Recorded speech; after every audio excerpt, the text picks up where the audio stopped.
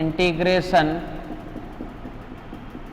Q गुणा IF और plus का C, Q गुणा IF प्लस का C। तो V गुणा IF का मान क्या है 1/x, इंटीग्रेशन Q का मान क्या है -1/, सारे क्वेश्चन एक जैसे ही देख रहे होंगे आप लोग कि आप लोगों को लग रहा होगा क्या एक ही क्वेश्चन बार बार करा रहा है, नहीं सब में बन यही रहा है। और ये सारे अनसोल्ड है। 7-8 क्वेश्चन में लास्ट क्लास में कराया था, 7-8 क्वेश्चन आज कर लिए अपन, इतनी अनसोल्ड है। इन सबको कर लोगे तो भी बहुत है। -1/x², किसका मान Q का मान, और IF का मान क्या है 1/x। बार बार एक ही इंटीग्रेशन बन रहा है dx प्लस का C। V 1/x 1/2x² plus का C, V बराबर 1/2x प्लस का CX। ठीक है, put V equals to, V का मान अपन कैलकुलेट किए थे इसके अंदर e⁻⁻y, देन ये जैसे इसके अंदर पुट किए अपन क्या मिल गया e⁻⁻y इक्वल्स टू 1/2x और प्लस का C ऑफ x। क्लियर है, लिख लो। ये था हमारे पास किसके लिए, non linear differential equation, non linear differential equation. ठीक है, अब नॉन लीनियर डिफरेंशियल इक्वेशन के बाद में चलते हैं अपन नेक्स्ट मेथड पे, चलते हैं अपन नेक्स्ट वाले मेथड पे।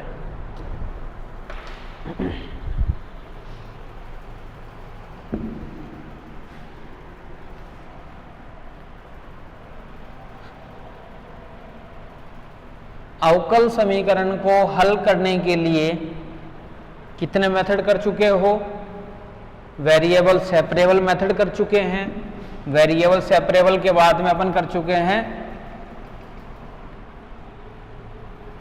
होमोजीनियस, सही बोल रहे हो, होमोजीनियस डिफरेंशियल इक्वेशन, फिर अपन किए थे नॉन होमोजीनियस डिफरेंशियल इक्वेशन, और फिर अपन किए थे लीनियर डिफरेंशियल इक्वेशन, और फिर अपन किए थे नॉन लीनियर डिफरेंशियल इक्वेशन। उसके बाद का जो हमारा मेथड है वो है एग्जैक्ट डिफरेंशियल इक्वेशन, जिसको अपन हिंदी में बोलते हैं यथावत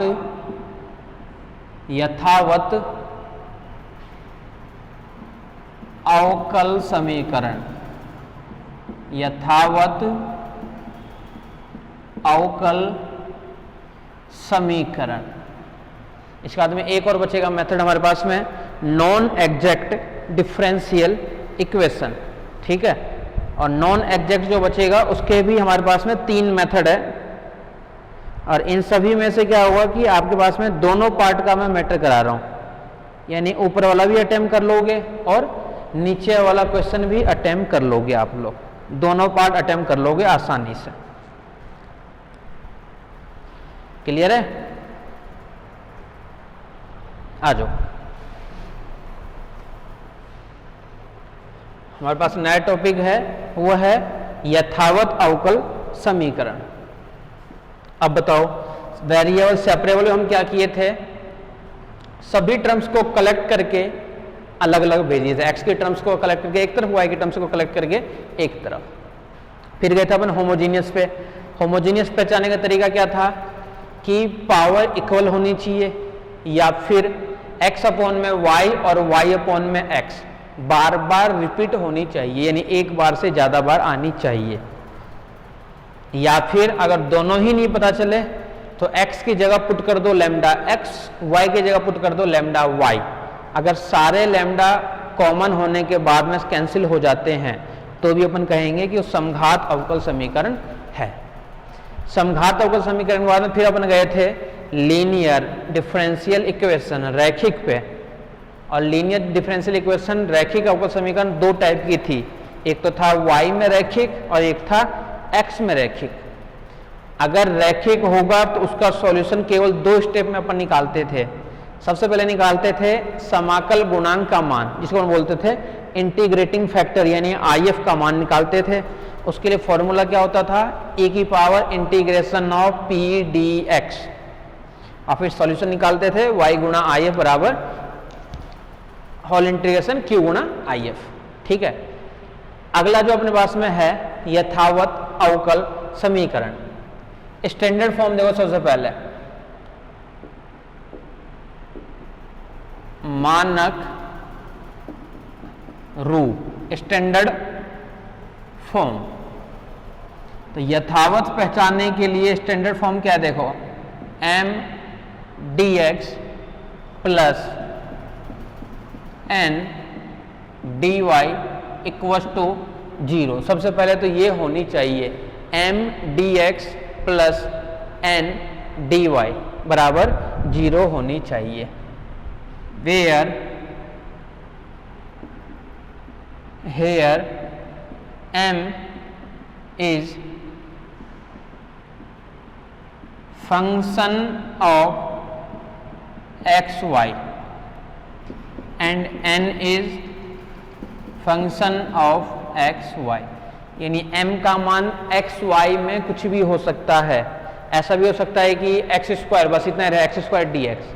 तो सबसे पहले तो आपको ये फॉर्मेट देखनी पड़ेगी कि क्या ये फॉर्मेट लग रही है क्या, और अगर फॉर्मेट लग रही है तो कंफर्म नहीं हो कि आप लोग की यथावत ही होगा। यथावत अब अपन चेक करेंगे, यथावत अपन चेक करेंगे। और चेक करने का तरीका क्या होता है, अगर ये है तो यथावत हो सकता है, यानी सीधी सी बात यह है कि dx के अलावा जो भी बचेगा ना वो सारा सारा m का मान, और dy के अलावा जो भी टर्म्स आएगी वो सारा सारा n का मान, चाहे उसमें x हो, चाहे y हो, चाहे कांस्टेंट हो। तो सबसे अपन क्या करेंगे, m का मान लिखेंगे और n का मान लिखेंगे, देन अपन चेक करेंगे समीकरण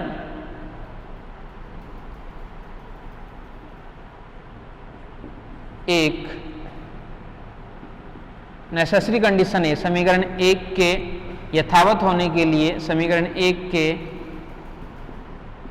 यथावत होने के लिए डेल m अपॉन में डेल y बराबर डेल n अपॉन में डेल x होनी चाहिए। ये नेसेसरी कंडीशन है और सफिशिएंट कंडीशन भी है, ऐसे मान लो दोनों ही कंडीशन है ये, कि सबसे पहले तो चेक करो यथावत है या नहीं है। तो सबसे पहले फॉर्म देखो कि एग्जैक्ट, अच्छा यथावत को इंग्लिश में बोलते हैं एग्जैक्ट। तो यथावत देखने से पहले ये देखो कि m dx प्लस का n dy बराबर 0 है क्या। अगर ऐसा है तब उसको यथावत होने के लिए नेसेसरी कंडीशन क्या होना पड़ेगा कि डेल m अपॉन में डेल y और डेल n अपॉन में डेल x दोनों को होना पड़ेगा बराबर। तो अपन श्योर हो गए कि समीकरण जो एक था वो यथावत समीकरण था। यथावत होने के लिए दोनों पार्ट बराबर होनी चाहिए। ठीक है, अब इसके कार्य विधि, अगर पता चल जाएगा कि समीकरण एक यथावत है तो यदि, पता कैसे चलेगा, जब ये निकालोगे, यानी m के मान का y के रेस्पेक्ट में डेरिवेटिव। अच्छा ये डेल y डेल x जबरदस्ती कंफ्यूज कर रखा है, आपको करना केवल y के रेस्पेक्ट में अवकलन है, x के रेस्पेक्ट में केवल अवकलन नहीं है। तो डेल से ये मत समझना कि पार्शियल डेरिवेटिव हो रहा है यहाँ पे, तो काम वही करना है। डेल का भी मतलब वही है कि हमें dy dx ही निकालना है। यदि समीकरण एक एग्जैक्ट अवकल समीकरण हो, एग्जैक्ट अवकल समीकरण हो, तब कार्यविधि, वर्किंग रूल।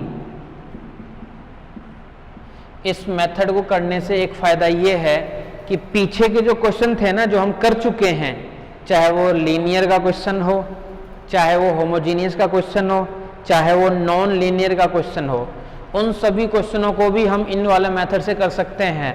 बस हमारी शर्त क्या है, ये होनी चाहिए और ये होनी चाहिए, तब कर सकते हैं, कहाँ दिक्कत आ रही है। तो वर्किंग रूल का फर्स्ट स्टेप कार्यविधि, सबसे पहले अपन निकालेंगे u का मान। सबसे पहले अपन निकालेंगे u का मान, और इसका फॉर्मूला होता है u बराबर integration of m dx, integration of m dx। Working rule का सेकेंड स्टेप,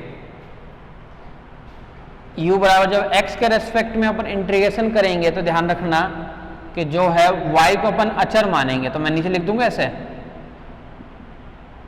समझ गए इसका मतलब कि y को अचर मानते हुए y रहेगा कांस्टेंट, तब हमें क्या करना है, x के रेस्पेक्ट में इंटीग्रेशन करना है। सेकेंड स्टेप,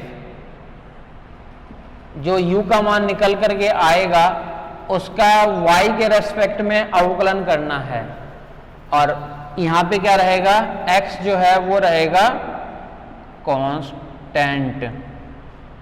ध्यान रखना, पहले इंटीग्रेशन करना है, जो मान आएगा फिर उसका डेरिवेटिव करना है। फिर थर्ड स्टेप में हमें निकालना है v का मान, और v का फॉर्मूला क्या होता है, integration of n minus del u upon में डेल y, और फिर साथ में dy। अब यहाँ पे फिर से x को हमें क्या मानना है, constant. Then complete solution is, then complete solution is u plus v equal to c। फिर से सुन लेना एक बार, क्या क्या किए हम। सबसे पहले अपन देखे हैं कि यथावत है या नहीं है, तो अपन क्या देख लिए कि पहले तो फॉर्म ये होनी चाहिए। इस फॉर्म के बाद में अपन निकालेंगे, ये मान करेंगे। ये मान कैसे निकालेंगे, m का मान देख लो क्वेश्चन में, उसका y के सापेक्ष अवकलन कर दो। n का मान देख लो क्वेश्चन से, उसका x के सापेक्ष अवकलन कर दो। अगर दोनों मान बराबर है, अगर दोनों मान बराबर है तो वो यथावत अवकल समीकरण जरूर होगा। और अगर यथावत अवकल समीकरण है तो उसके लिए हमें ये तीन स्टेप वर्किंग रूल अप्लाई करने हैं। सबसे फर्स्ट स्टेप कि सबसे पहले निकाल लो u का मान। u का फॉर्मूला होता है integration of m dx, integration of m dx, जहां पे y अचर होगा। फिर जो u का मान निकलेगा उसका y के सापेक्ष फिर से अवकलन करना है, और जब y के सापेक्ष अवकलन करेंगे तो वहां से x जो है वो रहेगा कांस्टेंट। फिर निकालना है हमें v, और v का फॉर्मूला होता है n minus del u upon में डेल y। n कहाँ से आएगा, तो n आएगा क्वेश्चन में से, उस n में से जो निकालेंगे उसको घटाना है और फिर से समाकलन करना है y के सापेक्ष, और फिर से x को क्या मानना है, कांस्टेंट मानना है। देन कंप्लीट सॉल्यूशन, तब हमें कंप्लीट सॉल्यूशन क्या मिलेगा, दोनों का हमें u प्लस v को ऐड करना है, और ऐड करके हमारे पास में रिजल्ट आ जाएगा। समझ गए, क्लियर है अच्छे से। चलें क्वेश्चन पे।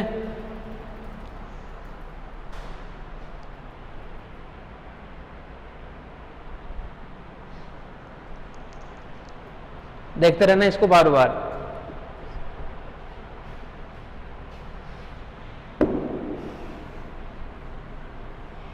पहले तो मैं आपको ये दिखाता हूं कि जो क्वेश्चन अपन कर रखे हैं उनमें से भी कई क्वेश्चन को अपन इस मेथड से कर सकते हैं या नहीं कर सकते हैं। ठीक है,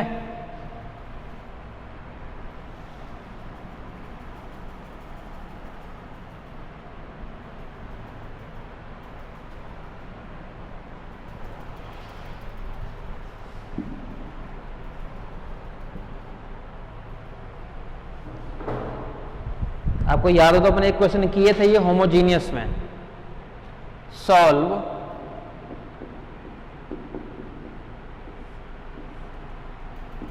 वन प्लस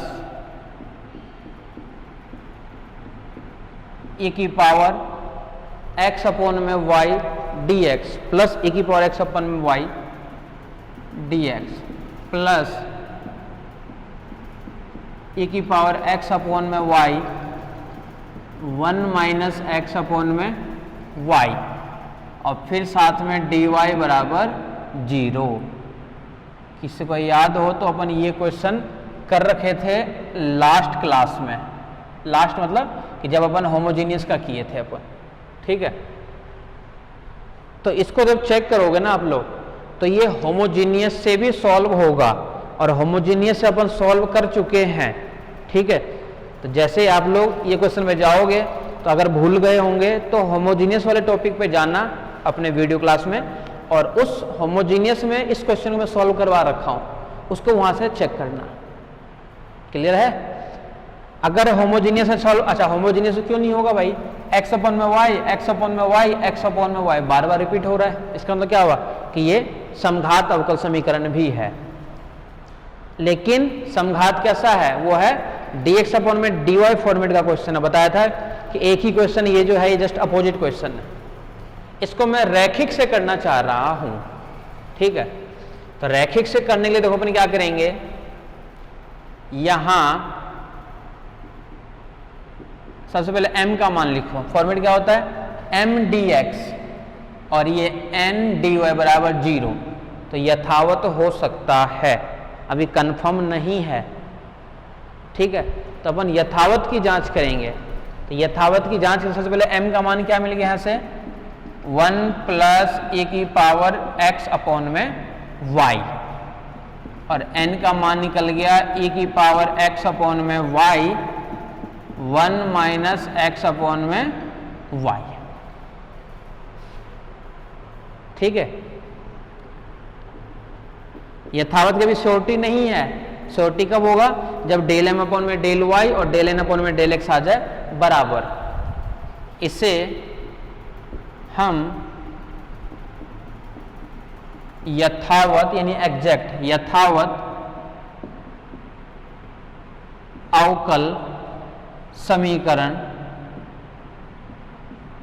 से हल करते हैं, अर्थात यथावत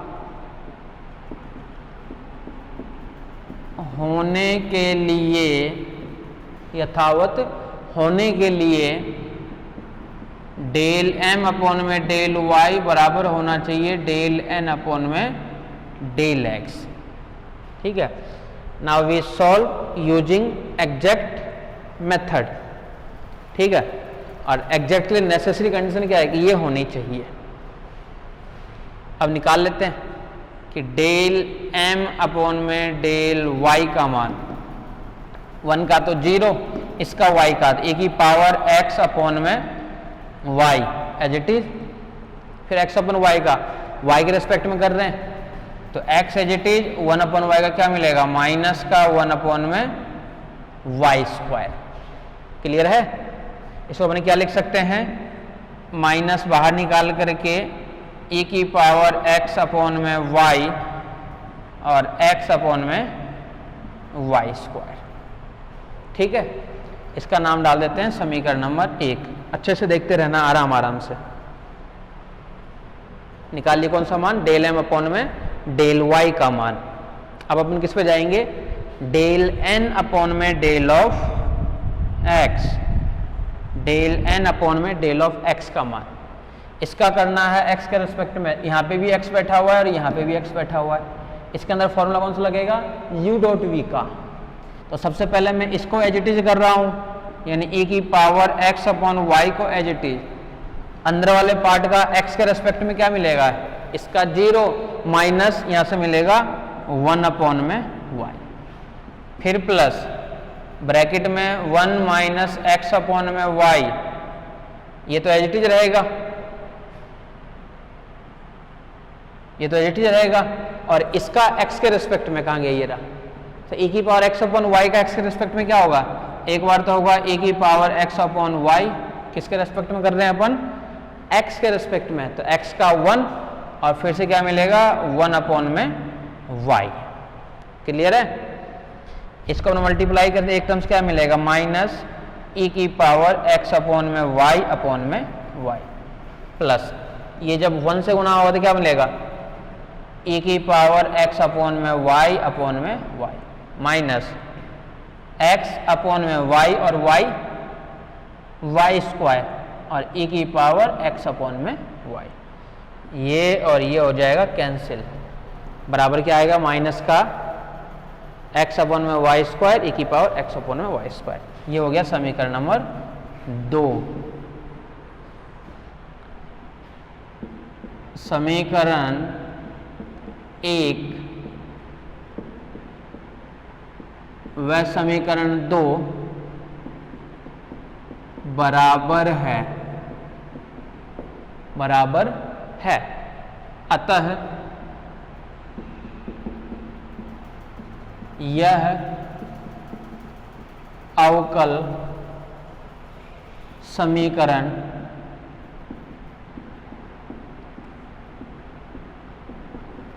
यथावत अवकल समीकरण होगा, यथावत अवकल समीकरण होगा। क्लियर है?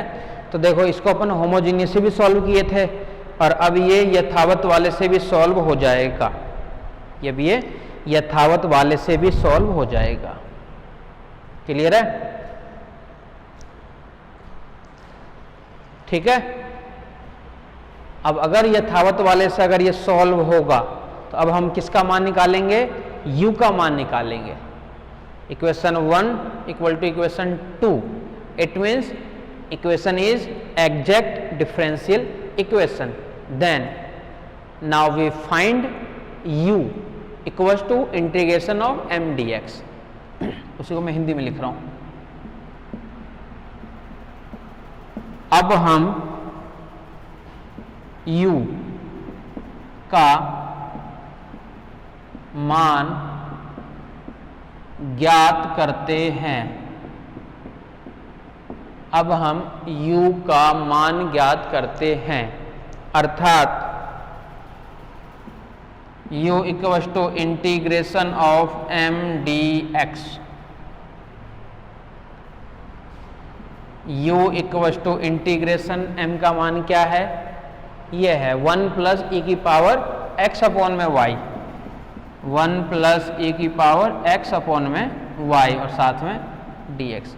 आप लोग चाहो ना तो इसको यथावत से भी सॉल्व कर सकते हो और चाहो तो होमोजीनियस भी लगा सकते हो, क्योंकि मेथड का नाम नहीं दिया हुआ रहता है कि इसको कौन सा मेथड से आपको सॉल्व करना है, खुद को पता चलना है चाहिए आपको। इसका x के रिस्पेक्ट में समाकलन, ये ध्यान रखना कि समाकलन कर रहे हैं लेकिन फिर भी कांस्टेंट अपन नहीं लेंगे, क्योंकि सबका कांस्टेंट लेंगे अपन सबसे लास्ट में। u plus b equal to अपन c डालेंगे ना, जब वहां पे ले लेंगे कांस्टेंट एक साथ ही। तो x के रेस्पेक्ट में इसका तो हो जाएगा x प्लस ए की पावर x अपॉन y का समाकलन, एक बार तो हो जाएगा a की पावर x अपॉन में y।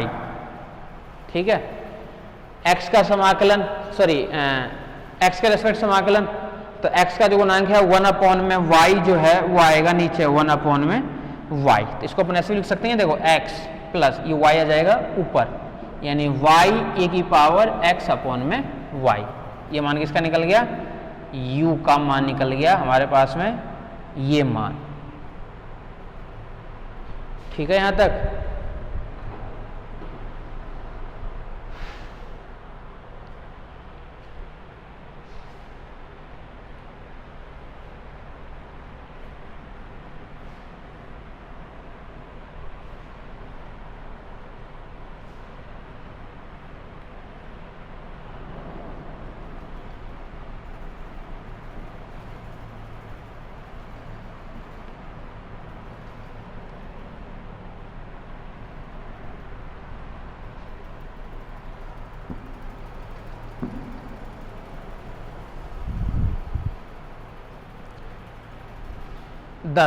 फिर वर्किंग रूल का सेकेंड स्टेप।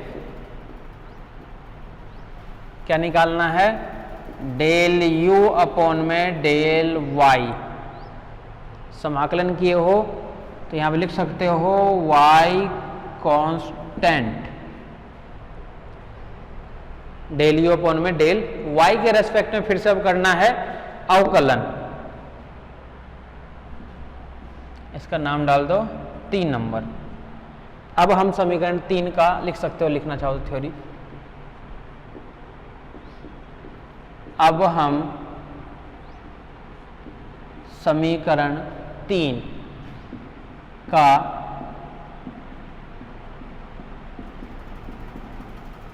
y के सापेक्ष, समीकरण 3 का y के सापेक्ष अवकलन करने पर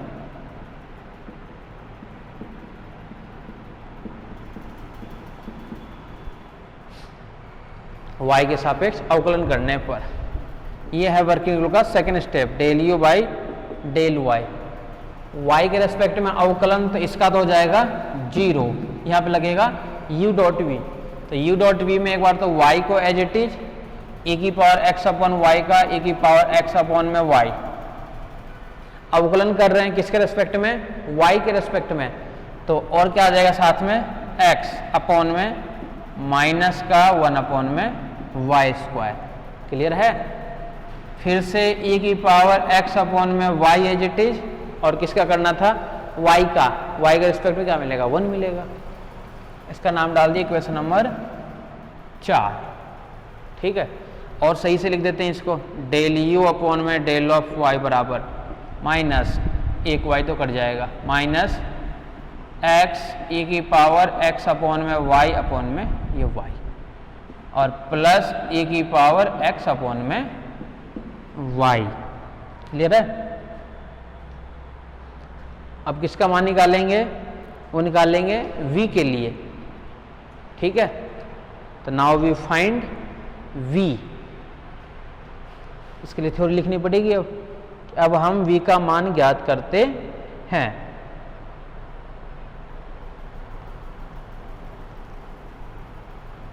अब हम v का मान ज्ञात करते हैं।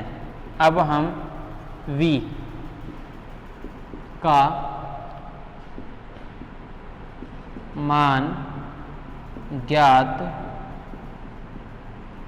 करते हैं, अर्थात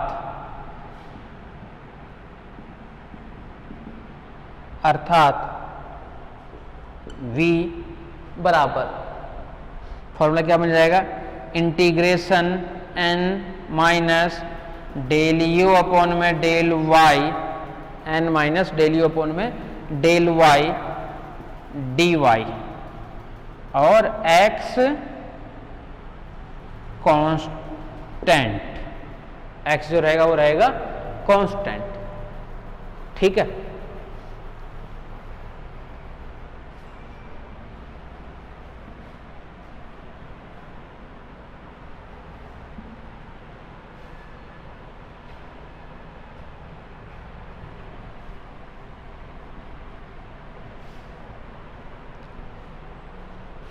देखो क्या मान आएगा हमारे पास में, यहां से ये देखो v का मान ये आ गया,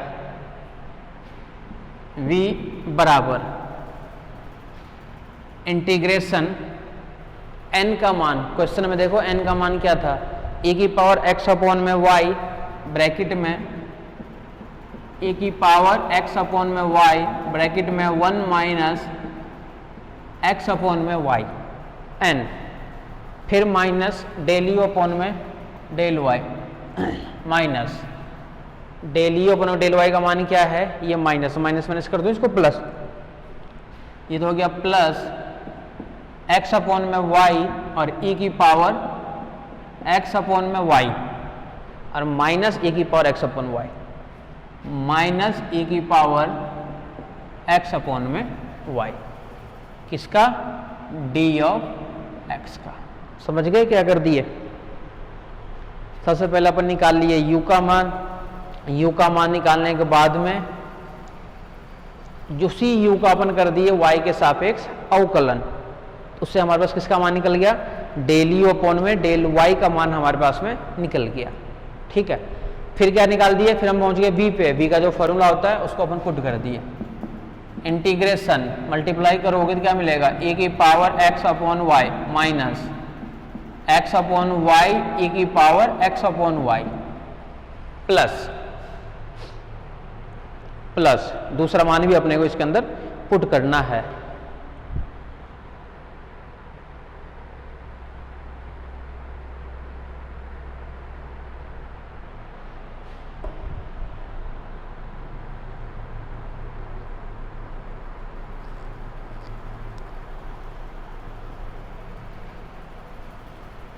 ये क्या है, x अपॉन वाई e की पावर x अपॉन वाई, फिर e की पावर x अपॉन वाई, और फिर साथ में d ऑफ x। क्या क्या कट जाएगा, ये e की पावर x अपॉन वाई इसके साथ कट गया और ये वाला कट गया इसके साथ में, लो कुछ बचा ही नहीं। तो v का मान क्या निकल गया, 0। हो सकता है ऐसा, कोई दिक्कत नहीं है कि कुछ नहीं निकले, कैलकुलेशन बल्कि ज़्यादा आसान कर दिया ना। अब जाएंगे अपन संपूर्ण हल पे।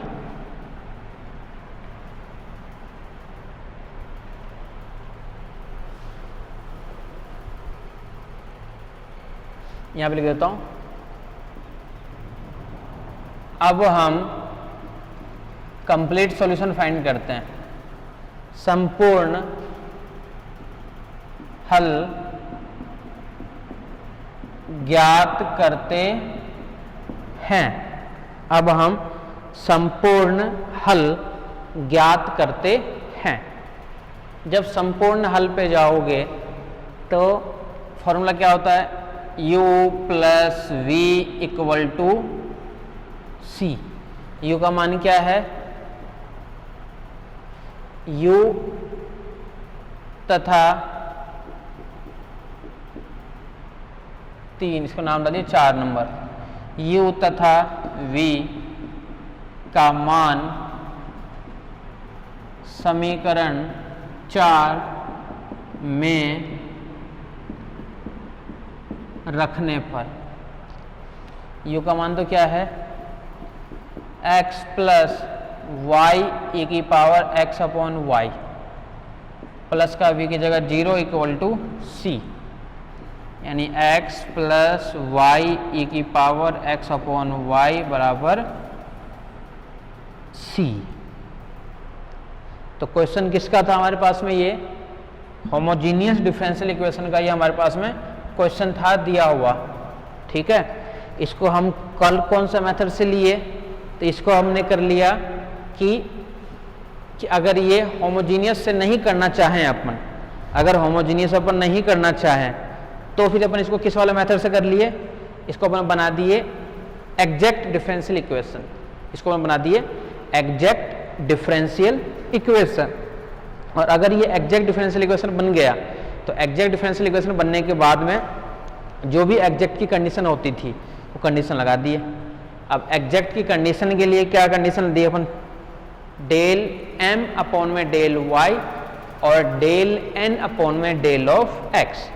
अगर दोनों पार्ट इक्वल होंगे तो ही वो एग्जैक्ट डिफरेंशियल इक्वेशन बन पाएगा, नहीं तो नहीं बनेगा। अगर दोनों पार्ट इक्वल हो जाएंगे तो अपन कह सकते हैं कि वो एग्जैक्ट डिफरेंशियल इक्वेशन है।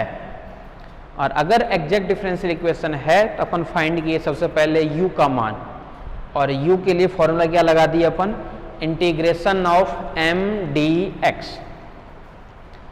फिर अपन जो u आया है उसी को अपन y के सापेक्ष फिर से कर दिए अवकलन। अब बस निकल गया था डेल u अपॉन में डेल ऑफ y। ठीक है, अब फिर अपन गए किस पे, v वाले मान पे फिर से गए अपन। अब v वाले मान क्या, u प्लस वी अपॉन में इक्वल टू c, u का मान v का मान इसके अंदर पुट कर दिया। तो इस टाइप से हमें इसको सॉल्व करना होता है। तो पीछे अपन जो क्वेश्चन किए थे उनको अपन यथावत वाले से भी सॉल्व कर सकते हैं। बस फॉर्मेट चेक कर लो कि फॉर्मेट वो है या फॉर्मेट वो नहीं है। अगर वो फॉर्मेट है तब उसको उस वाले से भी आप लोग सॉल्व कर सकते हो।